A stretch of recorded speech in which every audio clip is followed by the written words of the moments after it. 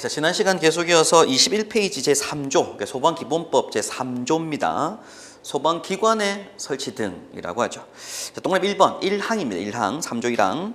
시도의 화재 예방 경계 진압 및 조사, 소방 안전교육 홍보와 화재 재난 재급의 위급한 상황에서의 구조구급 등의 업무, 밑줄 쫙 그어놓고요.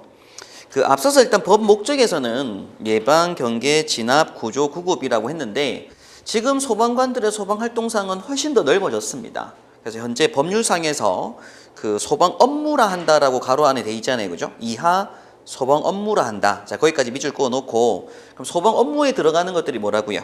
예방, 경계, 진압, 조사, 소방안전 교육, 홍보, 그리고 마지막에 구조, 구급까지 굉장히 하는 업무가 다양해졌고 많아졌습니다. 그래서 그것들까지를 뭐라고 한다고요? 소방 업무라고 한다. 그렇게 한번 체크 한번 하시면 될 것 같고 그 소방 업무를 수행하는 소방기관의 설치 밑줄 한번 그어놓을까요? 소방기관의 설치에 필요한 사항은 밑줄 그어놓겠습니다. 여기서 말하는 소방기관이라는 얘기가 뭐냐면 소방서, 소방센터, 그리고 소방학교, 소방 관련된 건물들이 있죠. 그죠? 그런 소방기관들의 설치에 필요한 사항은 대통령령으로 정한다. 밑줄 그어놓고요. 자, 법규시험 문제에서 자주 나오는 문제 중에 하나가 다음 보기 중 소방기관의 설치는 누구의 령으로 정하는가 이렇게 출제를 해요. 그럼 답이 뭐가 된다고요? 대통령령. 또는 이제 어떤 뒤에 공부하다 보면 행정안전부령으로 정한다는 게 나올 때가 있겠죠. 그죠? 그럼 그때는 이제 행안부령 답 체크하는 문제인데 일단 소방기관 설치는 누구령으로 정한다? 대통령령으로 정한다. 밑줄 그어놓고요. 한번 체크하고 계셔야 됩니다. 자, 그러면 사실 대통령 정한다고 하면 어디 있다고 했어요, 제가? 법 시행령에 있을 거라고 했죠. 법은 국회에서 정한다고 했고 대통령 정하는 게 시행령이라고 했는데 요 문서만큼은 소방기관의 설치에 관한 규정이라는 문서로 대통령령급 문서로 따로 있습니다. 기본법 시행령에 나와 있지 않고 이 문서는 따로 소방기관 설치에 관련된 어떤 법률이 따로 있어요. 대통령령으로. 근데 일단 시험 문제는 그 설치에 관한 규정 문서 내용이 시험에 나오진 않는데 소방기관의 설치에 관해 필요한 사항은 누구령으로 정하는가 하면 답이 뭐라고요? 대통령령이라고요. 그건 한번 체크를 하고 넘어가셔야 됩니다. 그 다음에 소방 업무의 종류 묻는 문제 시험에 나올 수 있다라는 말씀 드린 거고요. 자, 그럼 2번 2항입니다. 소방 업무를 수행하는 소방본부장 또는 소방서장은 자, 둘이 밑줄 그어 넣을게요. 또 시험에 자주 나오는 문제 중에 하나가 주어를 묻습니다. 주어. 누구는 하는 거죠. 그래서 어떤 일을 하는 주체가 누군지를 묻는 문제가 자주 출제가 되고요. 자, 본부장 또는 서장인데 두 명 꺼놓고 시험 문제 나오게 될 때 그냥 찍는 요령 중에 하나입니다. 소방청장이 있고요. 그러니까 소방본부장이라고 하는 게 있고 소방서장이 있다고 했죠. 그죠? 그리고 그 밑으로 119 안전센터장이 있다고 했습니다. 근데 앞으로 공부하실 법률에서 119 안전센터장은 한 번도 안 나와요. 그 얘기는 119 안전센터장은 어떤 법률적 권한이 없습니다. 그래서 법률에 나오는 건 딱 누구까지냐면 서장까지 나와요. 그리고 또 이제 주로 누가 나오냐면 주어에 시도지사가 나중에 법률 공부하시다 보면 주어로 많이 나옵니다. 그럼 주어 묻는 문제는 시도지사 보기 중에 또 소방청장 나오게 되고요. 본부장하고 서장은 사실 거의 90% 이상 한 문제 나중에 딱 다루 나오는 게 딱 하나 있긴 한데 전부 문제 주는 본부장, 서장 같이 들어가요. 소방본부장 또는 소방서장은 해서 주어가 항상 같이 들어갑니다. 그 얘기가 뭐냐면 어떤 법률적 권한, 나중에 과태료 얘기도 나오겠지만 법률적 권한 있는 사람이 본부장 또는 서장입니다. 그래서 보통 서장이 그 지역에서 어떤 법률적 권한 행사를 다 하게 돼요. 그래서 예를 들어서 어떤 구 내에서 건축 허가가 떨어질 때 그 건축 허가에 대한 동의도 서장이 하게 됩니다. 그래서 서장이 굉장히 권한이 많고요. 본부장은 그 지역에서 그 시도에서 권한 있는 사람이긴 한데 실제 우리 법률상에서는 본부장 또는 서장이 항상 같이 간다는 거. 그러면 이제 본부장하고 서장이 보기에 2, 3번 나왔으면 절대로 답이 이 두 사람 중에 나올 수는 없어요. 왜냐면 얘는 같이 가야 되니까. 또는 이제 청장, 시도지사 요건 묶고 간다는 얘기죠. 그리고 이제 나중에 이제 뭐가 나올 때가 있고요. 불났을 때는 소방대장이라는 게 이제 주어로 나올 때가 있다. 이렇게 개념을 좀 잡고 한번 넘어가시면 좋을 것 같습니다. 자, 일단 본부장 또는 서장 밑줄 같이 꺼놨죠. 그렇죠? 본부장, 서장은 그 소재지를 관할하는 특별시장, 광역시장, 특별자치시장, 도지사 또는 특별자치도지사는 밑줄 그을 필요 없어요. 자, 그걸 묶어서 우리가 뭐라고 할 거니까 시도지사라고 앞으로 할 겁니다. 그럼 시도지사 밑줄 그어 놓고요. 시도지사의 지휘와 감독을 받는다. 밑줄 그어 놓고요. 그래서 아직까지는 지방직인 거죠. 우리가 이제 국가직하고 지방직이 나오고 있고 국가 전환한다고 하잖아요. 그래서 이제 앞으로 근데 국가직화를 뭐 변경하는 게 아직까지 국회에서 넘어가지 않아서 뭐 진행이 안 되고 있지만 국가직화를 된다고 하더라도 이 조항은 아마 조금 바뀌지 않고 있을 것 같습니다. 그래서 이제 그 임명하는 그래서 이제 시도지사가 나중에 임명하게 되거든요. 그래서 이제 이런 임명 권한이라든가 이런 지휘 계통을 보기 위해서는 각 지역에서 불이 나면 그 지역의 본부장 서장들은 시도지사의 지휘 통제를 받아야 되는 게 맞아요. 미국이나 일본도 다 이 지방 소방이거든요. 지역 소방이거든요.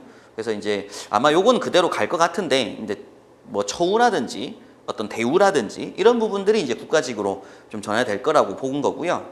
일단은 시도지사의 뭘 받는다고요? 지휘와 감독을 받는다. 그 내용은 중요하게 체크를 한번 하셔야 됩니다. 그 시도 안에 누가 있는 거니까 본부장 서장들이 있는 거니까 본부장 한 명, 그 소방 서장들은 많겠죠. 구마다 있을 거니까. 자, 다음 페이지 넘겨보시면 제4조 이제 119 종합 상황실의 설치 운영이 나옵니다.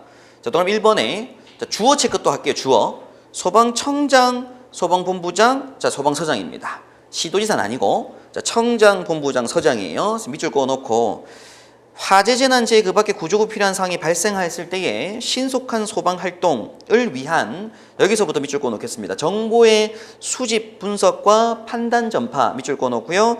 상황관리, 현장 지휘 및 조정 통제 등의 업무를 수행하기 위하여 밑줄 그어놓고요. 제일 끝에 제일 중요한 거죠. 119 종합 상황실을 설치 운영해야 된다. 밑줄 그어놓겠습니다. 그럼 시험 문제가 다음 보기 중 119 종합 상황실을 설치 운영하는 운영권자가 아닌 자는 하고 물을 수 있다는 얘기고요. 일단 운영하는 자가 누구? 청장, 본부장, 서장까지입니다. 이제 이게 뭐냐면 그 아침에 보통 뉴스 볼 때 전날 화재 사건 몇 건이라고 소방관이 정보 읽고 나와서 하는 뉴스가 있어요. 예, 그러면 그때 뒤에 보면 CCTV 막 있는 장소에서 보통 이제 인터뷰처럼 하거든요. 그래서 그렇게 이제 CCTV들이 막 있고 신고 접수 받았을 때 어느 직 됐는지에서 종합 상황실이라는 게 있습니다. 종합 상황실에 소방관들이 이제 전화 받고 있고요. 예, 그래서 이때 이제 하급, 그러니까 119 센터로 보통 출동 지령 내려주고 지원 요청 왔을 때 다른 센터로 또 이제 지원 요청하고 이렇게 이제 전화를 주고받는 119 종합 상황실이 있는데 그 상황실을 뭐 이상 소방서 이상이죠. 센터는 아닙니다. 그래서 소방서, 소방본부, 소방청에다가 설치를 해야 된다라는 얘기입니다. 그래서 일단 기억하실 건 청장, 본부장, 서장은 119 종합상황실을 설치 운영하여야 한다. 이렇게 밑줄 그어 놓고요. 자, 또 그럼 2번도 중요한 문제입니다. 1항에 따른 119 종합상황실의 설치 운영에 필요한 사항 밑줄 그어 놓고요. 뭘로 정한다? 행정안전부령으로 정한다. 밑줄 그어 놓을게요. 자, 그럼 이제 시험 문제를 공부하실 때 소방기관 설치는 앞에서 뭐 했어요? 소방기관 설치는 누구령으로 정한다? 대통령령으로 정한다. 근데 소방기관 안에 뭐가 들어가는 거냐면 상황실이 들어가는 거거든요. 그래서 조금 작은 규모 그리고 좀 더 세부적인 내용들은 다 뭘로? 행정안전부령으로 정한다. 이렇게 레벨을 한번 구분하시면 좋을 것 같습니다. 그래서 소방기관 설치는 대통령령, 소방기관 안에 들어가는 종합 상황실의 설치에 관해 필요한 영은 무령, 행정안전부령 이렇게 한번 구분하신 문제예요. 그럼 자세한 내용은 어디 있을 거라고요? 시행 규칙 보면 있겠죠, 그죠? 뭐 그때 보면 뭐 24시간 유무선 체제를 운영해야 되고 뭐 이런 얘기를 합니다. 네, 나중에 보도록 하고요. 자, 이어서 제5조 이제 소방박물관 등의 설립과 운영이 나옵니다. 여기 하나하나씩의 다 문제들인 거예요. 문제 주제들인 거죠. 자, 또 그럼 1번 1항에 소방의 역사와 안전문화를 발전시키고 국민의 안전의식을 높이기 위하여 자, 이게 체크하겠습니다. 소방청장은 밑줄 그어놓고요. 소방박물관을 같이 밑줄 그어놓고 그 밑에 줄에 시도지사는 밑줄 그어놓고요. 소방체험관을 설립하여 운영할 수 있다. 이렇게 밑줄 그어놓으면 됩니다. 그럼 뭐가 나올 거라고요? 이제 소방박물관이라고 하는 게 나오게 되고 소방체험관이라고 하는 게 있습니다. 이 소방박물관은 전국에 1개. 이게 지금 현재 전북 전주소방서 거기 2층에 보게 되면 이제 소방 역사 어떤 과거부터 있어 왔던 장비들도 있고 역사를 쭉 소개하는 관이 있어요. 그게 우리 소방박물관이라고 하고 이게 전국에 한 개입니다. 그리고 소방체험관이라고 하는 요게 뭐냐면 이제 시도별로. 그러면 이제 각 시마다 있어요. 부산도 부산시에 보면은 그 소방안전체험관이라고 하는 게 굉장히 크게 지어놨거든요. 각 지역마다 요 체험관들이 있어서 요건 그 지역에서 그 희망하는 자들, 보통 유치원이나 초중고등학교 학생들이 보통 신청해가지고 학교 선생님들이 학생들 단체로 가서 이런 소방 안전 체험들을 하는 관이 있습니다. 여기 이제 시도별로 있다라고 보시면 되죠. 그래서 일단 소방청장이 뭘 짓는다고요? 소방박물관을 설치 운영, 그리고 시도지사는 소방체험관을 설치 운영할 수 있다. 체크하시면 되고, 자, 또 그럼 이번에 1항에 따른 소방박물관에 소방박물관은 소방청장이, 요건 소방청장이 설치 운영하고, 요건 시도지사가 설치 운영하는데, 이 소방박물관 관련된 사항은 뭘로 정한다고요? 행정안전부령으로 정하고, 소방체험관은 시도지사가기 때문에 뭘로 정한다고요? 시도의 조례로 정한다라고 하게 됩니다. 이것도 시험 문제니까 같이 한번 체크하셔야 될 것 같아요. 동그라미 2항 내용까지 체크하시면 됩니다. 여기 한 문제 나올 수 있다는 얘기죠. 제6조 소방 업무에 관한 종합계획의 수립 시행 등 나옵니다. 동그라미 1번 자, 소방청장 또 밑줄 그어놓고 주어 소방청장은 화재재난시의 급박 위반 사항으로부터 국민의 생명, 신체 및 재산을 보호하기 위하여 소방 업무에 관한 자, 종합계획 밑줄 그어놓겠습니다. 그래서 가로 안에 보니까 2하 2조에서는 종합계획이라고 할 거다라는 얘기죠. 종합계획을 몇 년마다? 5년마다 체크하시고요. 수립 시행하여야 하고 이에 필요한 재원을 확보하도록 노력해야 된다라고 합니다. 그럼 여기서 5년마다라는 얘기가 결국 뭐예요? 정권 바뀔 때, 우리나라 법이 그러니까 정권 바뀔 때마다 종합계획은 같이 수립이 돼야 된다 이런 얘기입니다. 이번 정권에 필요한 종합계획은 몇 년? 5년 주기로 만들고 있다는 얘기고요. 또 그럼 이번에 그 종합계획에는 다음 각호의 사항이 포함되어야 한다라고 해서 1번에 소방 서비스 질 향상을 위한 정책 기본 방향, 2번에 소방 업무에 필요한 체계 구축, 소방기술 연구개발 보급, 그리고 3번에 소방 업무에 필요한 장비 구비, 4번에 소방 전문 인력 양성, 5번에 소방 업무에 필요한 기반 조성, 6번에 소방 업무 교육 및 홍보, 7번에 기타 효율적 수행을 위하여 필요한 사항으로서 대통령령으로 정하는 사항 이렇게 얘기를 하고 있는데 외울 사항들은 사실 아닙니다. 이 사항들을 이제 종합계획에서 다루고 있다라는 얘기인데 이거 암기하기엔 양이 너무 많잖아요, 그죠? 일단 기본적으로 내용들이 있다. 근데 이제 시험에 나온다고 하면 아마 이런 보기 중에 3개를 집어넣고요. 나머지 1개에다가 뭐 국제 경쟁력 향상 이런 식으로 해서 다른 내용이 있는 것들을 좀 집어넣을 때가 있어요. 예. 근데 일단 기본적으로 이런 내용들이 있다라는 걸 눈에 익히고만 넘어가고 암기할 건 아닙니다, 지금. 또 3번에 소방청장은 또 밑줄 그어놓고요. 1항에 따라 수립한 종합계획을 관계 중앙행정기관의 장, 행안부 장관입니다. 그리고 시도지사들에게 통보해야 한다라고 하죠. 또 4번도 중요한 문제입니다. 주어 체크하셔야 돼요. 시도지사는 밑줄 그어놓고요. 관할 지역의 특성을 고려하여 종합계획의 시행에 필요한 세부계획 밑줄 그어놓을까요? 세부계획을 매년입니다. 밑줄 그어놓고요. 매년 수립하여 소방청장에게 제출 밑줄 그어놓고요. 또 세부계획에 따른 여기도 밑줄 그어놓고요. 소방 업무를 성실히 수행해야 된다도 밑줄 그어놓을게요. 이 부분이 좀 많이 틀리기 쉬운 문제긴 한데 다음 보기 중에서 소방 업무를 성실히 수행하여야 하는 자는 하고 했을 때 기본적으로 소방 업무는 누가 하는 거예요? 소방관들이 하는 거죠. 예방, 경계, 진압, 구조구 활동하잖아요. 그런데 법률상으로는 주어가 누구로 돼 있다고요? 그게 시도지사입니다. 왜냐면 아직 지방직이니까. 그리고 각 시도지사가 뭐 하는 거예요? 소방관들을 더 뽑기 위한 재정 확보도 해야 되고 소방차를 더 구비하기 위한 재원적인 확보를 해야 되잖아요. 그런 노력을 하는 건 주체가 누구라고요? 시도지사라는 얘기입니다. 현행법상. 그래서 다음 보기 중 뭐 청장이 있고 본부장 있고 서장 있고 시도지사가 있는 거예요. 그럼 시도지사가 뭘 해야 된다? 소방 업무를 성실히 수행하여야 한다라고 규정하고 있습니다. 법률상. 그리고 소방청장은 무슨 계획? 종합계획 수립시행. 그리고 시도지사는 무슨 계획? 세부계획 수립시행. 시도지사는 어떻게? 매년. 소방청장은 몇 년마다? 5년마다. 그 개념까지 한번 체크하시면 될 것 같아요. 자, 동그라미 5번도 한 문제입니다. 자, 주어 체크할까요? 소방청장은 체크하시고요. 소방 업무의 체계적 수행을 위하여 필요한 경우 제4항에 따라 시도지사가 제출한 세부계획의 보완 또는 수정을 뭐 할 수 있다? 요청할 수 있다. 그래서 시험 문제에서 다음 보기 중 시도지사가 제출한 그런 세부계획의 뭐 보완을 요청할 수 있는 자는 누구라고요? 소방청장이다라는 거죠. 그거 주어 체크하시면 되고요. 자, 다음 페이지 동그라미 6번에 그 밖의 종합계획 및 세부계획의 수립행에 필요한 사항은 대통령령으로 정한다라고 합니다. 대통령령 한번 밑줄 그어 놓고요. 자, 제7조입니다. 소방의 날 제정과 운영 등 나오는데 동그라미 1번에 국민의 안전의식과 화재에 대한 경각심을 높이고 안전문화를 정착시키기 위하여 자, 매년 11월 9일 밑줄 그어 놓을까요? 11월 9일 119니까 그런 거죠. 우리가 119니까 11월 9일입니다. 뭐 911 하시면 안 돼요. 119 11월 9일 또 시험 보기에 보면 1월 19일 나오거든요. 혼돈하시면 안 되고요. 11월 9일입니다. 소방의 날을 정하여 기념행사를 하고 있습니다. 그럼 또 이번에 소방의 날 행사에 관해 필요한 사항은 소방청장 또는 시도지사가 따로 정하여 시행할 수 있다. 3번에 소방청장은 다음과 같고 해당하는 사람을 명예직 소방대원으로 위촉할 수 있다. 자, 명예직 소방대원 위촉할 수 있는 자는 누구라고요? 소방청장. 그리고 행사를 진행하는 건 소방청장도 하고 시도지사도 각 지역에서 다 합니다. 소방의 날 행사를. 밑에 이제 1, 2번 안 보셔도 되고요. 그 정도 내용. 소방의 날은 11월 9일이라는 거 기억하셔야 되고, 그 명예직 소방대원으로 위촉할 수 있는 사람이 소방청장이라는 거. 그럼 행사 진행하는 소방청장 또는 시도지사가 따로 정하여 시행할 수 있다. 그 정도 정리하시면 됩니다. 자, 이어서 이제 제2장 소방 장비 및 소방 용수 시설 등이라는 사실 챕터인데, 요거보다 이제 8조가 중요한 거죠. 8조 소방력의 기준 등이 나옵니다. 동그라미 1번 1항에 소방기관이 소방 업무를 수행하는 데 필요한, 자, 밑줄 그어 놓을게요. 인력과 장비 등 밑줄 그어 놓겠습니다.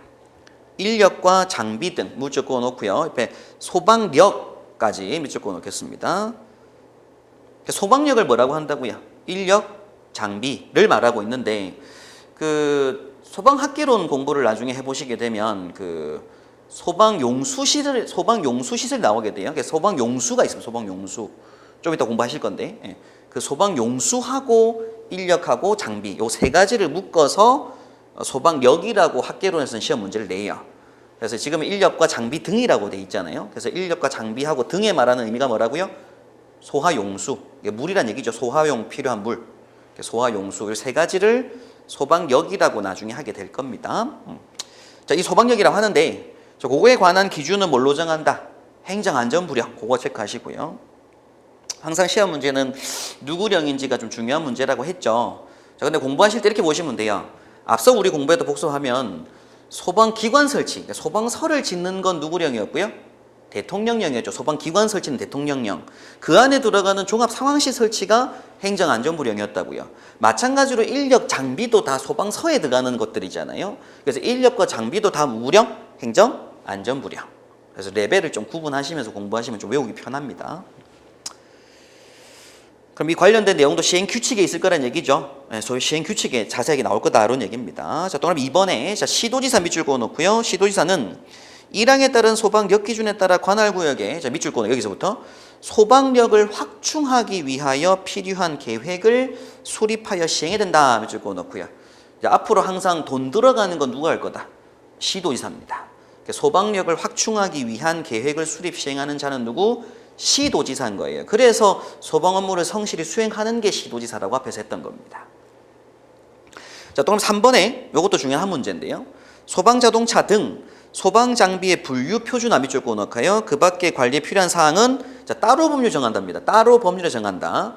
예전에는 이게 이제 행정안전부를 정한다고 해서 시행규칙이 있던 문서인데 뺐어요. 빼가지고 지금은 따로 법률에서 정한다라고 돼 있습니다. 그래서 지금 뭐 대통령령 정한다, 행안부를 정한다가 아닌 어떤 내용이 나오는 것들은 몇 개 없거든요. 그래서 요거는 이제 따로 법률에 정한다. 그것만 밑줄 그어 놓고 한번 체크하고 넘어가시면 될 것 같습니다. 공부할 내용은 아닙니다. 다만 시험 문제에서 나오면 이제 필요한 사항은 가로에서 정한다라고 해놓고는 그 안에 들어가는 게 대통령령이냐, 행안부령이냐, 아니면 따로 법률이냐로 묻는 거예요. 그럼 답은 따로 법률인 거죠. 요건. 자, 제9조 소방장비 등에 대한 국고보조가 나옵니다. 동그라미 1번에 국가는 소방장비의 구입 등 시도의 소방 업무에 필요한 경비 일부를 뭐 한다? 보조 밑줄 그어 놓을게요. 그럼 제일 첫 줄에 국가까지 한번 체크하시고요. 국가는 시도 소방 업무에 필요한 경비 일부를 뭐 할 뿐인 거예요? 보조할 뿐인 거예요. 아직까지 지방직이니까. 왜 국가직화 되면 이 부분이 좀 많이 바뀌겠지만 현재까지는 그래서 보조할 뿐입니다. 동그라미 2번. 1항에 따른 보조 대상사 범위 밑줄 꺼놓고요. 보조 대상사 범위 기준 보조율까지 밑줄 꺼놓고 저 뭘로 정한다? 대통령령으로 정한다. 밑줄 꺼놓겠습니다. 뭐가 들어가는 거라서?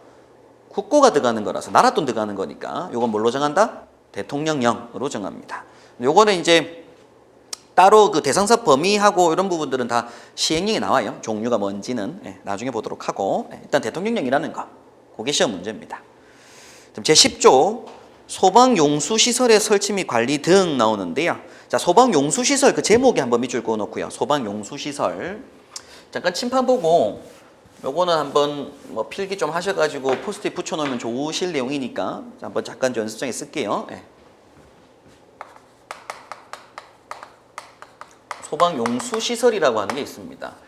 여기서 소방용수, 그러니까 소방용 물이란 뜻이에요. 그러니까 소방에서만 사용하는 전용의 물, 수원을 말하는 건데 결국 소방차에다가 보충하는 물 설비를 말하는 겁니다. 그걸 소방용수라고 하고요.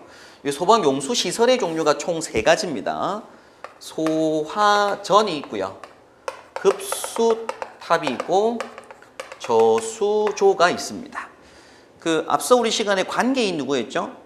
관계인 소관점 했죠. 소유자, 관리자, 점유자 했잖아요. 그 외운 것처럼 소방용수시설 하면 뭐라고요? 소화전, 급수탑, 저수조 이렇게 좀 외워놓고 계셔야 되는 문제고 자, 그 중에 첫 번째 소화전이라고 하는 게 뭐냐면 우리 뭐 액션 영화 같은 거 보면 도로가에 이렇게 해가지고 빨간색으로 소화전 나온 거 있죠? 빨간색으로 도로가 이렇게 해서 이게 양쪽에 65mm를 결합할 수 있는 결합 금속구가 있고 소화전 이렇게 써 있습니다.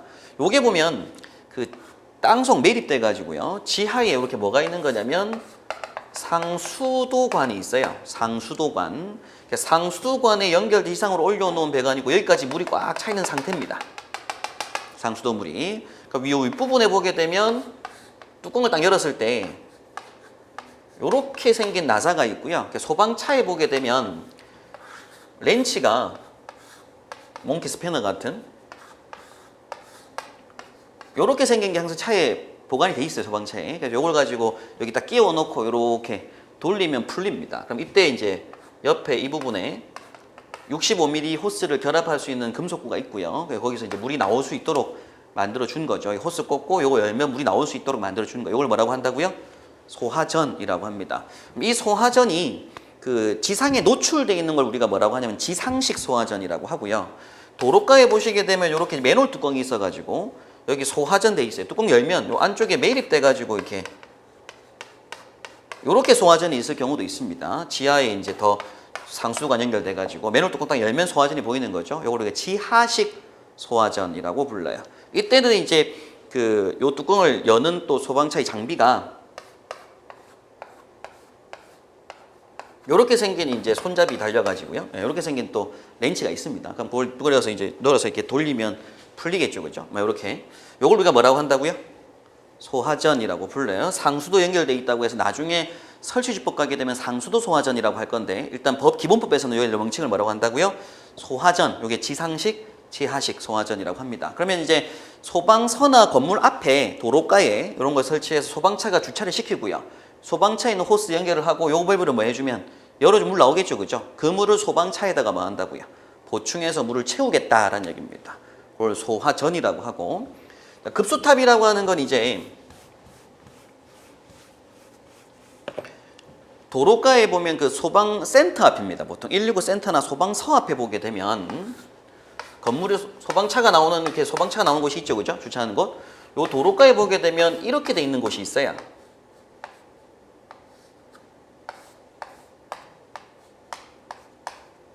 이렇게 파이프 2개가 위로 이렇게 올라와 있는 경우가 있습니다. 그래서 이 밸브가 옆에 설치되어 있고 사람이 한 키 높이가 이렇게 만들어져요. 그러면 이제 위에 있는 여기다가 호스 연결해가지고 소방차가 주차를 하고 난 다음 소방차 위에 있는 뚜껑을 열어가지고 위에 호스 이렇게 연결해가지고 물을 채우는 설비가 있습니다. 이것도 마찬가지로 지하로 매립해가지고 뭐가 있다고 이렇게 상수도관이 있다고요. 그럼 여기까지 물이 밸브 있는 곳까지 물이 이렇게 차 있는 상태에서 요걸 열게 되면 위로 물이 나올 수 있도록 만들어준 걸 우리가 급수탑이라고 부릅니다. 소방서 앞에 보통 센터 앞에 이런 설비들이 설치가 돼 있어요. 그 다음에 이어서 이제 상수도관이 없는 경우, 지하에 보통 상수도관이라고 하는 게 있어야 됩니다. 그럼 상수도관이 이 두 설비를 하기 위해서는 법적 기준 자체가 설비 기준입니다. 설비 기준이 75mm 이상 되는 상수도관이 지하에 매립돼 있어야 돼요. 그 지역에. 그래서 원래 정확한 기준으로는 뭐 건물의 대지 경계선으로부터 180m 이내 거리에 75mm 이상 상수도관이 있어야 되고, 거기서 배관을 따와서는 소화전 설치를 할 때 뭐 100mm 사이즈의 소화전 접속하고 65mm 결합금속 이런 기준이 나옵니다. 수치들이.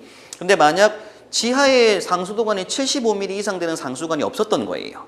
65mm 상수도관이나 50mm 상수도관만 있었다. 건물이 있으면 무조건 수도시설이 있을 거니까. 근데 상수도관이 관경 사이즈가 얼마 안 되면 그때는 이 설비나 이 설비를 못 합니다. 그때는 부득이 뭘 설치하냐면 저수조 설비를 설치하고요. 건물 인근에다가 땅을 파가지고 수조를 이렇게 만드는 거죠. 수조를 만들어 놓습니다. 지면 아래쪽으로. 여기 물을 이렇게 채워두고 있고요. 인근에 이 상수도관이 75mm 상수도관이 아니란 얘기죠. 65mm보다 뭐 75 작은 관계 상수도관이 있으면 그 배관에서 따가지고 관을 쭉 끌고 들어옵니다. 이렇게 들어와가지고 여기다가 이제 볼탭 이렇게 설치해가지고요. 물이 자동으로 급수될 수 있도록 볼탭 설치해서 만수가 되면 이제 볼탭 위로 올라왔으니까 물이 더 이상 안 나오도록, 화장실 물 내리는 거 생각하시면 돼요. 예. 물 안 나오도록 하고 수위가 내려가면 자동으로 뭐 될 수 있도록, 급수될 수 있도록 만들어서 필요한 물의 양을 여기다가 확보를 해놓고 있습니다. 위에 여기에 뭐가 있냐면 맨홀 뚜껑이 설치가 돼요. 이걸 우리가 뭐라고 부르냐면 흡수관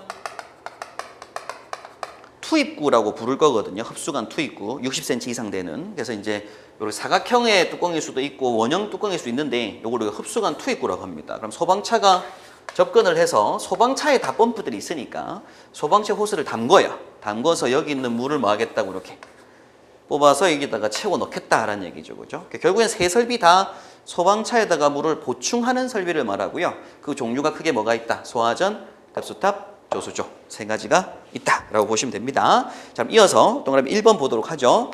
자, 10조 1항에 시도지사는 주어 체크할까요? 주어가 누구예요? 시도지사입니다. 돈 들어가는 거니까, 설치하는 거니까. 자, 시도지사는 소방 활동에 필요한 소화전, 급수탑, 조수조. 자, 밑줄 쫙 그어놓고 이하 소방 용수 시설 밑줄 그어놓고요. 을 설치하고 유지 관리하여야 한다까지 밑줄 그어놓으면 됩니다. 주어가 시도지사라는 거. 다만 수도법 제45조에 따라 소화전을 설치하는 일반 수도 사업자 또 밑줄 그어놓고요. 관할 소방서장과 사전 협의를 거친 후 소화전을 설치하여야 하며 설치 사실을 관할 소방서장에게 통지하고, 자, 그 소화전을 유지 관리해야 된다라고 되어 있는데, 자, 그럼 무슨 얘기냐면 원칙상은 시도지사입니다. 이 세 가지 중에 하나를 설치하는 게. 근데 그 시도지사가 설치해야 되는 게 뭐냐면 일반 개인 건물주가 땅 사가지고 건물 지어가지고 설치를 하는데 시도지사가 돈 내지 않아요. 그럼 시도지사가 돈 내는 거 뭐 지을 때? 119 센터나 소방서 지을 때 말합니다. 소방기관 지을 때. 그땐 당연히 그 소방차에 물을 보충하는 설비도 같이 설치를 해야 되겠죠. 그 시도지사. 그 다음에 또 이제 그 시 소속 건물 지을 때예요. 구청 지을 때나 동사무소 지을 때도 뭐 해야 된다? 근처에 소방용수시설 필요하잖아요. 그래서 그 지역에서 어떤 건물을 지을 때는 시도상이 맞습니다. 그런데 그 지역 내에서 누구 개인이 땅을 사가지고 자기 건물 지어요. 그럼 자기 건물 지었을 때 기본적으로 뭐 연면적이 5천 이상, 뭐 나중에 원조 공부하실 내용인데 5천 이상 되게 되면 상수도 소화용 설비를 설치를 하도록 법제화하고 있는데 그게 설치주법에 나오거든요. 그럼 개인이 설치를 해야 됩니다. 돈 내 가지고. 그런데 그때 저 개인이 설치할 때 자기 또 건물 인근에 누군가 설치한 게 있으면 자기는 또 면제받은 조항도 있고, 예. 그럼 그때는 개인이 한다는 얘기죠. 그래서 그때는 표현이 이제 일반 수도 사업자라는 표현을 쓰는 거예요. 개인이 하는 거 실제. 일반 수도 사업자는 관할 소방서장과 사전 협의를 거친 후 소화전을 설치, 유지, 관리까지 해야 된다는 얘기입니다. 시도지사가 그까지 할 필요 없다는 얘기죠. 시도지사는 그 시도 소속된 건물에 이런 소방 용수 시설을 설치, 유지, 관리하라 이런 얘기를 하는 거고요. 자, 동그라미 2번에 시도지사는 21조 1항에 따른 소방자동차의 진입이 곤란한 지역 등 화재 발생 시에 초기 대응이 필요한 지역으로서 대통령령으로 정하는 지역에 나중에 이제 전통시장하고 몇 개 나올 겁니다. 이런 지역에 소방호스 또는 호스릴 등을 소방용수시설에 연결하여 화재를 진압하는 시설이나 장치, 자 그게 중요한 게 아니고 가로가 중요해요. 비상소화장치, 밑줄 그어놓을까요? 를 설치하고 유지 관리할 수 있다. 또 주어가 누구예요? 시도지사입니다. 돈 들어가는 거니까. 근데 비상소화장치는 뭐냐면 이렇게 소화전을 설치를 해놓고 나면 도로가에 이렇게 소화전이 설치가 돼 있게 되면 소화전 옆에다가 함을 설치를 한 거예요. 함을 설치해가지고 요 안에 뭘 비치해놨다고 이렇게 노즐 있는 호스를 비치해놓고 있다는 얘기고요. 그래서 일반적으로 이 상소전의 목적 자체는 원래 뭔데 자동차에다가 소방차에다가 물을 보충하는 게 목적이긴 하지만 이 장소가 만약 소방차 진입이 곤란한 장소였다고 하게 되면 당분간 이 물이라도 뭐에 쓰겠다는 얘기예요? 소화에 쓰겠다는 얘기입니다. 그래서 여기다가 요 호스를 바로 연결해가지고 열면 일단 물이 나오긴 나올 거잖아요. 수압이나 이런 양은 좀 적다 하더라도 요 나오는 물을 가지고 직접적으로 물을 뭐 할 수 있도록 소화해서 진화할 수 있도록 이 소화전 인근에다가 함을 한 개 비치를 해요. 요걸 우리가 이제 일명 비상소화장치 함이라고 합니다. 그럼 여기다가 비치를 뭐 한다고 호스 또는 이제 이렇게 이제 함 안에다가 호스를 이렇게 감아 놓은 게 있어요. 이렇게 이걸 호스릴이라고 부르거든요. 그래서 호스 또는 호스릴 등이 내장된 이런 함을 시도지사가 돈 들여서 설치할 수 있답니다. 하얀 아니고 아직까지 아니고 일단은 어떤 그 지역 내에서 비용을 확보해서 시도지사가 설치할 수 있다 그런 얘기를 하고 있고요. 이걸 비상소화장치라고 부릅니다. 네. 자, 또 3번에 1항에 따른 소방용수시설과 2항에 따른 비상소화장치 등의 설치 기준은 뭘로 정한다? 행정 안전부령으로 정한다. 밑줄 그어놓고요. 다 어디 있을 거라고요? 시행 규칙에 있습니다. 그래서 결국 자세한 어떤 설치 기준, 어떤 나중에 보겠지만 저수조의 어떤 깊이라든지 뭐 수원 양 이런 얘기가 나오는데 이런 자세한 기준들은 다 어디 있다고요? 시행 규칙에 있습니다. 그래서 행정 안전부령으로 정한다. 체크하시면 될 것 같아요. 자, 다음 페이지 11조입니다. 소방 업무의 응원이 나오는데요. 그럼 1번에 1항 소방본부장이나 소방서장은 또 밑줄 그어놓을까요? 주어 체크하시고요. 2명은 항상 본부장은 같이 갑니다. 소방활동을 할 때에 긴급한 경우에는 소방활동이라고 하는 게 뭐냐면 이제 진압, 구조, 구급 이런 것들 할 텐데 긴급한 경우에는 이웃한 본부장 또는 서장에게 소방 업무의 응원을 요청할 수 있다. 지원 요청이 지원 요청. 그래서 이제 서울시 예를 들어 서울시 내에서 구로구하고 영등포구가 이렇게 붙어 있습니다.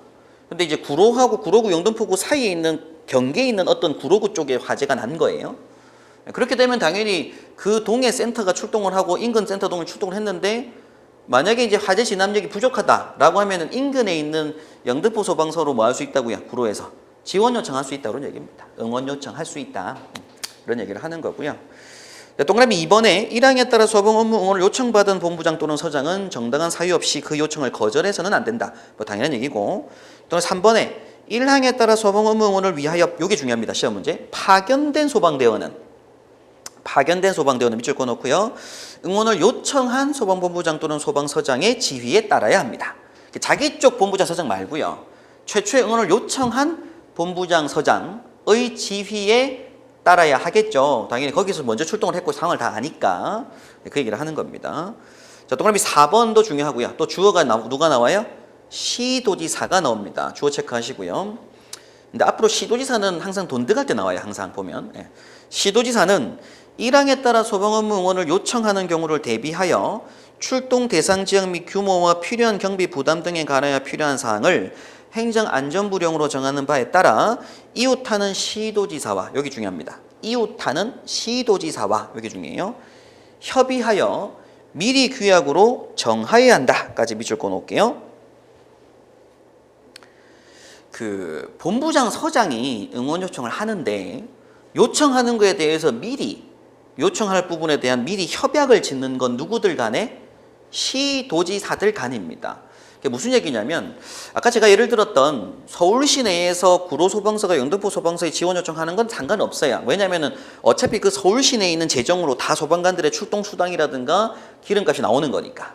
근데 만약 서울시와 경기도가 인접한 지역에서 불이 났다. 그래서 서울에서 진압하다가 경기소방본부로 만약에 지원 요청을 하게 되는 거예요. 그럼 경계 출동을 하게 되면 거기에 해당되는 소방관들의 출동 수당이라든지 기름값이나 수선비 같은 것들은 경기소방에서 돈이 나와야 됩니다. 재정적인 차이가 있다는 얘기죠. 그러다 보니까 이웃한 누구들 간에는 시도지사들 간은 서로 간의 협약을 미리 다 맺어 놓습니다. 그런데 그때 서울이 부산하고 협약을 맺진 않아요. 왜? 이웃하지 않았으니까. 그럼 결국 이제 인근에 출동할 수 있는 지역들에 대한 지원 요청을 했을 때 오는 사람들에 대한 뭐 경비라든가 이런 부분들에 대한 협약을 미리 다 맺어놓고 있다. 누구들 간에? 시도지사들 간이라는 얘기죠. 그게 한 문제 체크하셔야 됩니다.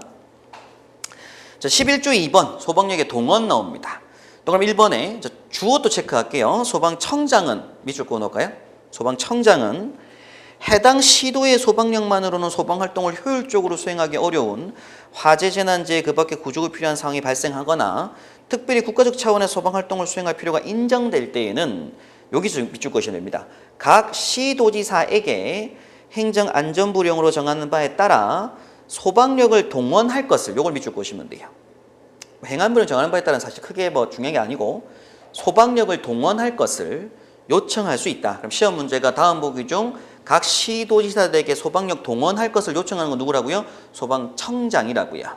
요게 대표적인 게 이제 강원도 산불 화재 났을 때 그 전국에서 부산에서도 소방차 다 올라갔어요. 지역에서. 요게 소방력 동원 요청이었습니다. 소방청장이 각 시도지사들에게 뭐 한다고요? 소방력을 좀 동원해 줄 것을 요청할 수가 있다. 그럼 각 시도지사들은 동원 요청 받았을 때는 정당한 사유가 없으면 이를 거절해서는 안 된다. 뭐 이런 얘기를 하는 거죠. 이런 부분 때문에 좀 국가적인 소방 체계가 뭐 중요하다고 이슈가 또 되기도 했었는데 결국에는 이제 소방청장이 시도지사들에게 여기 좀 위험하니까 다른 시도지사들한테 소방력을 동원해 줄 것을 명령이 아닙니다. 요청할 수 있다. 그 내용 알고 계시면 되고요. 그다음 동그라미 2번에 1항에 따라 동원 요청을 받은 시도지사는 정당한 사유 없이 요청을 거절해서는 안 된다. 동그라미 3번에 주어도 체크할게요. 소방청장은 시도지사에게 1항에 따라 동원된 소방력을 화재, 재난재해 등이 발생한 지역에 지원 파견하여 줄 것을 요청하거나 여기서 밑줄 그어냅니다.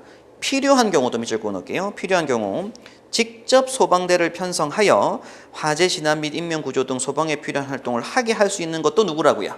소방청장이라고요.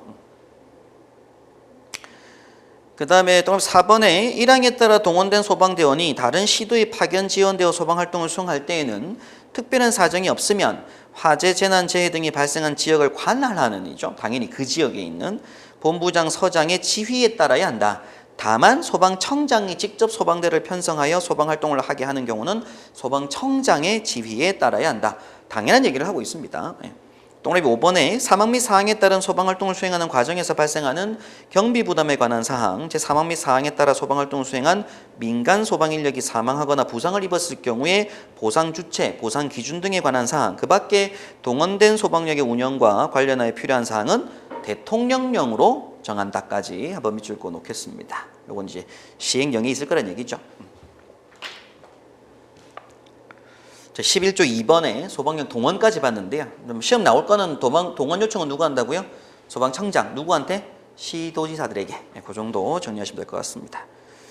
그럼 제12조 이제 화재의 예방조치 등으로 보도록 하죠. 자, 그럼 1번 1항에 소방본부장이나 소방서장은 화재 예방상 위험하다고 인정되는 행위를 하는 사람이나 소화 활동에 지장이 있다고 인정되는 물건의 소유자, 관리자 또는 점유자 누구였어요? 관계인에게 다음 각호의 명령을 할 수 있다라고 합니다. 그래서 그 밑에 공란에다가 우리가 예방 조치 명령이라고 합니다. 예방 조치 명령을 누가 할 수 있다고요? 본부장, 서장이 할 수 있다고요. 예방 조치 명령. 예방조치 명령이 뭐냐면 밑에 1, 2, 3번입니다. 그래서 시험 문제에서 예방조치 명령의 종류에 해당하지 않는 것은 하고 물을 수가 있고요. 자, 1번에 보시면 1호죠. 그 불장난, 모닥불, 흡연, 화기 취급, 풍등 등 소형 열기구 날리기, 그 밖에 화재 예방상 위험하다고 인정되는 행위의 금지 또는 제한을 명령할 수 있고요. 불이 날 우려가 있으니까 하지 말라고.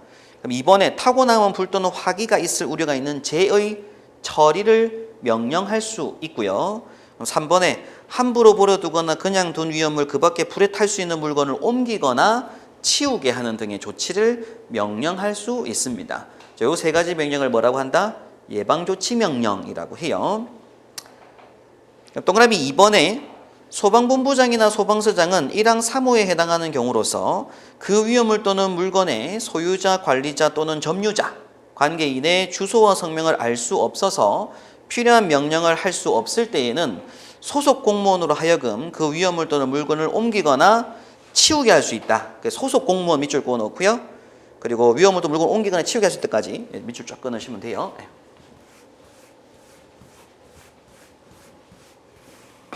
그래서 불에 탈 수 있는 위험물이 있었던 거예요. 근데 그 위험물을 치우라고 명령하고 싶었는데 관계인이 누군지 모르는 거죠. 이름도 붙어 있고. 그러면 이제 소속 공무원으로 하여금 하게끔 옮기거나 치우게 할 수 있답니다. 근데 시험 문제에서 뭐가 나오냐면 이 물건을 바로 뭐 할 수는 없어요. 매각하거나 파기할 수는 없습니다. 이걸 옮기거나 치우게 하는 건데 이때 주소와 성명을 알 수 없어 옮기거나 치우게 하는데 그때 요 위험물을 보통 뭐 하겠어요?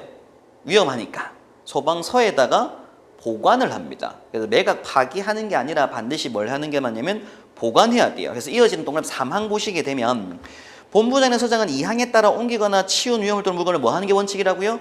보관 밑줄 그어 놓고요. 그게 시험 문제에서 매각이나 파기가 우선은 아니란 얘기입니다. 보관 밑줄 그어 놓고 또 4번 중요합니다. 또 본부장이나 서장은 제3항에 따라 위험물 또는 물건을 보관하는 경우에는 그날부터 며칠 동안 14일 동안 밑줄 그어 놓을게요. 그래서 14일 동안 밑줄 그어 놓고 그 밑에다가 공고기간이라고 한번 쓸게요. 공고기간. 14일 동안 소방부 또는 소방서 게시판에 그 사실을 뭐 해야 된다? 공고해야 한다. 체크 한번 하겠습니다. 그럼 14일이라고 하는 이 개념은 소방서에 보관을 하면서 보관을 했다라고 어떤 위험물이 있다라고 사진 찍고 홈페이지에 올려놓는 거예요. 누군가가 보고 뭐 할 수 있도록 찾아올 수 있도록 공고 띄워놓습니다. 그게 최소 며칠 동안은 띄워놔야 된다고요. 14일 동안은 홈페이지 게시판에 띄워놔야 된다 그런 얘기인 거죠. 자, 이어서 또 5번에 사망에 따라 본부서장이 보관한 위험물 물건의 보관기간 및 보관기간 경과 후 처리 등에 대해서는 대통령령으로 정한다까지 밑줄 그어 놓고요. 그러니까 요 보관기간이 이제 보관기간이나 경과 후 처리 등에 대해서는 대통령 정한다고 시행령에서 공부를 하실 겁니다. 그 밑에다가 그 보관기간이라고 한번 쓸게요. 보관기간 한번 쓰고요. 공고의 종료일 다음 날부터 7일간 이렇게 한번 쓰겠습니다. 이게 보관기간이라고 해요. 그럼 시험지 나올 수 있는 게 보관하게 됐을 때 공고하는 기간은 14일이고요. 공고의 종료일이 나옵니다. 그럼 공고 종료일 다음 날부터 며칠간 7일간은 반드시 추가로 뭐 하라는 얘기예요? 보관하고 있으라는 얘기고요. 그럼 시험 문제에서 보관 기간으로 옳은 것은 한 설명은 요게 답입니다. 공고 종료일 다음 날부터 7일간이 답인 거고요. 공고 기간이 14일인 거고요. 그럼 이제 최장 보관하는 게 21일 이상은 보관을 해야 되는 거죠. 그래서 공고를 딱 내렸어요. 근데 공고 기간이 14일 이상인 거예요, 실제로. 그래서 이제 공고를 보관하면서 뭐 15일, 16일을 공고 띄워놓고 있을 수 있습니다. 공고를 딱 내렸어요. 공고 딱 내리게 됐을 때 마지막 날 그걸 공고 뜬 걸 보고 지방에 있는 혹은 도서 지역에 있는 주인이 보고 찾아올 수 있잖아요. 그래서 조금 더 추가로 보관을 더 하고 있어라 그런 얘기입니다. 그래서 이제 나중에 이게 이제 그 대통령령으로 정한다고 하는 시행령이 나올 건데 공고 종료일 다음 날부터 7일간은 더 보관하도록 하고 있고요. 그래도 안 나타난다. 그럼 그때는 이제 다음 원칙이 뭐냐면 이제 매각. 근데 매각이 원칙인데 또 매각하려고 보니까 사용할 수 없는 어떤 부서지거나 뭐 상했거나 뭐 사용할 수 없는 경우 그때는 파기 뭐 이런 식으로 다음 단계를 거쳐서 넘어가게 됩니다. 이제 그 내용 한번 보시면 될 것 같고요. 자, 계속해서 제 13조 이어서 보도록 하겠죠. 화재 경계지구 지정 등 나옵니다. 동그라미 1번에 자, 시도지사 밑줄 그어 놓고요. 시도지사는 다음과 그 어느 하나 해당하는 지역 중 화재가 발생 우려가 높거나 화재가 발생하는 경우 그로 인하여 피해가 클 것으로 예상되는 지역을 자, 화재 경계 지구 밑줄 그어 놓을게요. 이것도 시험에 잘 나오는 문제입니다. 시도지사 밑줄 그어 놓고 화재 경계 지구로 지정할 수 있다. 밑줄 그어 놓을게요. 이게 무슨 뜻이냐면 이 지역이 화재 났을 때 위험할 수 있으니까 좀 조심하자. 라고 지정을 해 놓는 거고요. 그 지역을 1번부터 체크하면 자, 시장 지역의 시 동그라미 할까요? 시장 지역의 시 동그라미. 2번에 공장 창고 밀집한 지역의 공 동그라미 하시고요. 3번에 목조 건물 밀집한 지역의 목 동그라미 하시고요. 4번에 위험물 저장 및 처리시설 밀집한 지역의 위 체크하시고요. 5번에 석유화학 제품 생산하는 공장이 있는 지역에서 석 체크해 놓고 6번에 제일 끝에 산업단지죠. 산업단지의 산 체크하고요. 그럼 7번에 소방시설, 소방용수시설 또는 소방출동로가 없는 지역인데 로 한번 체크해요. 로에 동그라미 하시고요. 그리고 마지막 8번에 제일 끝에 청장본부장 서장입니다. 3명 쫙 밑줄 그어놓고 청장본부장 서장이 화재경계지구로 지정할 필요가 있다고 인정하는 지역까지 밑줄 그어놓을게요. 그래서 제가 이제 외울 때 시공목 위석 산로라고 합니다. 앞으로 수업 중에 이 말씀을 자주 드릴 거예요.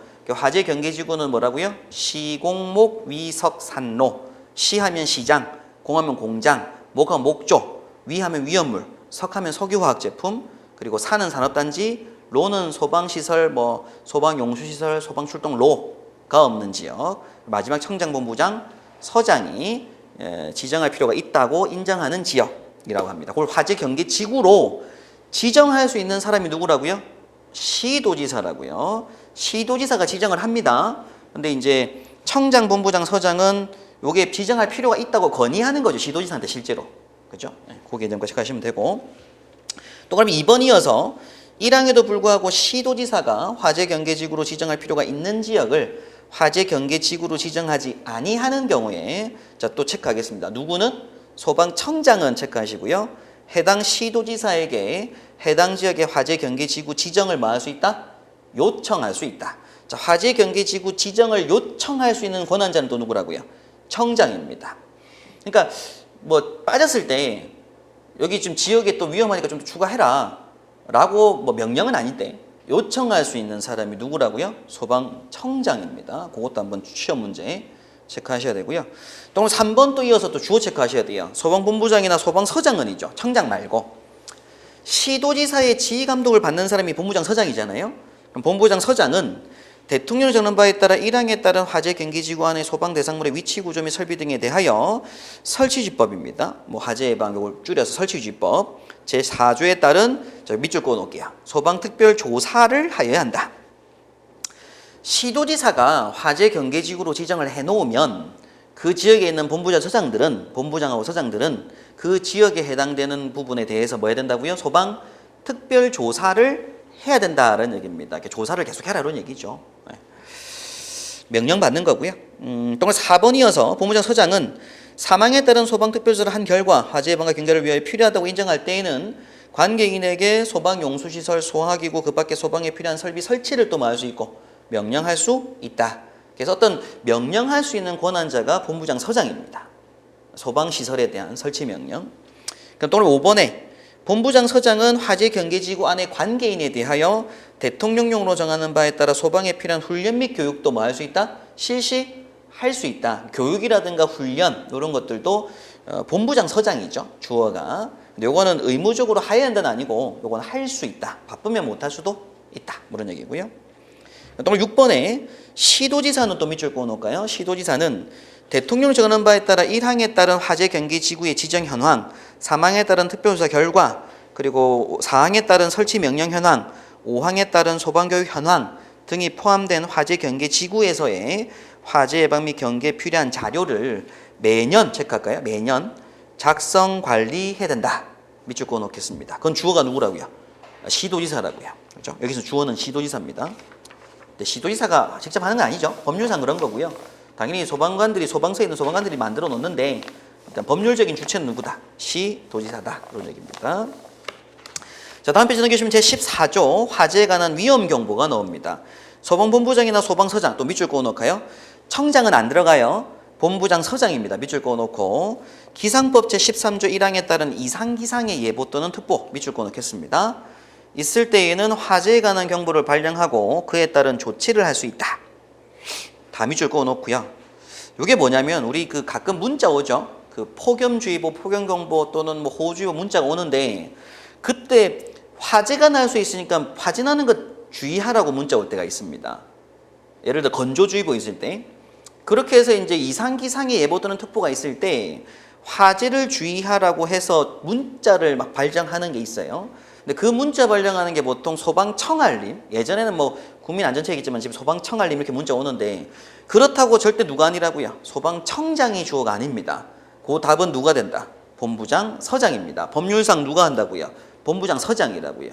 그 지역 주민한테 문자 보내는 것도 다 뭐겠어요? 한 건당 20원, 10원 돈 낼 거잖아요. 그죠? 통신사들한테. 그건 다 지역 돈으로 나갈 겁니다. 그렇기 때문에 청장의 개념이 아니라 일단 주어가 누가 하는 거라고요? 본부장, 서장이 발령할 수 있다. 그건 한번 중요한 문제로 체크 한번 하셔야 됩니다. 제15조. 불을 사용하는 설비 내 관리와 특수감시 취급이 나오는데 동그라미 1번 1항에 요거 한번 밑줄 다 끊어놓을게요. 네. 보일러, 난로, 건조설비, 가스, 전기시설 그 밖에 화재 발생 우려가 있는 설비 또는 기구 등의 위치 구조 및 관리와 화재 예방을 위하여 불을 사용할 때 지켜야 되는 사항. 여기까지 보니까 내용이 뭐냐면 그냥 단순히 모든 국민들, 그러니까는 그 보일러를 사용하는 집집마다 다 있잖아요, 그죠? 그리고 이제 뭐 난로라든지 말리는 건조 설비라든지 이런 불을 사용할 때 지켜야 되는 기본적인 사항들입니다. 이런 기본적인 사항들은 뭘로 정하겠다고요? 대통령령으로 정하겠다라는 얘기입니다. 너무나 중요 사항이라서. 요거는 뭐 세부적인 사항이라고 생각하지 말고 너무나 국민들이 지켜야 되는 기본적인 사항들이니까 뭘로 정한다? 대통령령으로 정한다. 이렇게 체크하시면 되고 시행령에 보면 별표에 자세하게 나옵니다. 시행령에 나와요. 예. 그 다음 동그라미 2번에 화재가 발생하는 경우 불길이 빠르게 번지는 자, 요거 체크할게요. 고무류, 면화류, 석탄 및 목탄 밑줄 그어 놓겠습니다. 자, 그거 등 대통령령으로 정하는 또 밑줄 그어 놓고요. 특수가연물 밑줄 그어 놓고 저장 및 취급 기준 계속 밑줄 그어 놓고요. 대통령령으로 정한다까지 체크하겠습니다. 특수가연물이라고 하는 걸 나중에 시행령에서 공부하실 겁니다. 왜 대통령령으로 정하는 이라고 했으니까 시행령에서 공부를 하실 건데 특수가해물이라는 이 단어가 위험물로 생각하시는 분들이 많아요. 위험물 안전관리법 공부할 때 위험물 공부 따로 하실 겁니다. 근데 특수가해물은 어느 법에서 나오고 있다고요? 기본법에서 나옵니다. 이 특수가해물이 뭐냐면 나중에 공부하겠지만 면화류, 나무 껍질, 대패밥, 뭐 사류 뭐 이런 것들이 있는데 넝마 뭐 이런 것들이 있어요. 근데 이런 것들이 소량일 때는 위험하지 않은데 다량으로 보관하고 있을 때는 불이 한번 붙으면 굉장히 화재가 클 수 있다는 얘기입니다. 이런 것들을 우리가 어떤 수량 이상을 넘어갔을 때 나중에 공부하겠지만 면화류 200kg 이상 그리고 넝마, 사류, 볏짚류는 1000kg 이상일 때 특수가해물로 봐요. 그래서 어떤 수량 이상이 되면 불이 붙었을 때 화재가 클 수 있다 보니까 이걸 특수가해물로 보관을 하라고 합니다. 그게 어느 법에 나와 있다고요? 소방기본법에 지금 나와 있다고요. 그래서 그 소방기본법 어디에? 시행령, 대통령령 문서니까 시행령에 보면 그 특수가해물의 종류 나열되고 걔네들을 보관할 때 보관 방법 이런 것들이 자세하게 나와 있습니다. 일단 요건 전부 다 무구령으로 나간다고요? 대통령령이라고요. 그래서 불을 사용할 때 지켜야 되는 기본적인 사항들하고 특수가해물 관련된 부분은 전부 다 누구령이다? 대통령령이다. 네, 그 개념까지 잡고 계시면 되고 제가 다음에 시행령 공부할 때 좀 자세하게 공부 내용을 한번 복습하면서 다시 한번 정리를 하시게 될 겁니다. 지금 일단 대통령령이라는 거 그것만 체크하시고 넘어가시면 돼요. 자, 이번 시간 3장 내용까지 봤고요. 다음 시간 계속 이어서 4장 소방활동에서 제16조 넘어가도록 하겠습니다. 네.